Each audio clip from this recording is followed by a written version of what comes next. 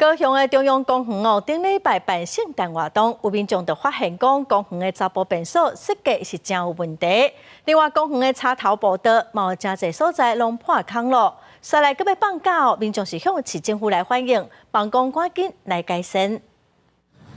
透早中央公园真热闹，有时带小朋友来运动佚佗。不过最近有民众反映，热岛的管道伤悬，对查甫囡仔无方便。记者实际地测量，管道是60公分，确实对国小以下查甫囡仔来讲无方便。有老师带小朋友来公园，就拄到安尼状况，尾仔才会当带伊去旧的便所。虽然小朋友有淡薄仔顾不到，但是阮就是咧找方法，去找因会当放流的所在。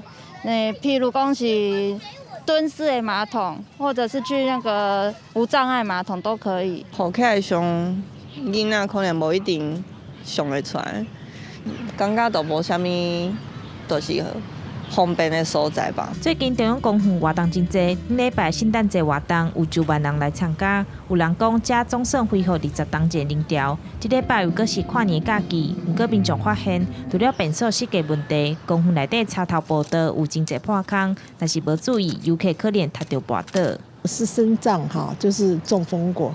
这样我走路的时候很怕这样磕到的话就会摔跤。公园处这边已经立即派厂商进行修复那会尽速完成修复，以确保民众的使用安全。那我们就会针对这件公车的部分来调降那个小便斗的高度。因应这礼拜是元旦假期，公园处回应讲，查甫便所内底热岛后续会检讨调整，公园阁有3处亲子便所会当使用。另外27透早嘛派人员视察步道，有个爱换4-5支的插头，5万年底会当完工。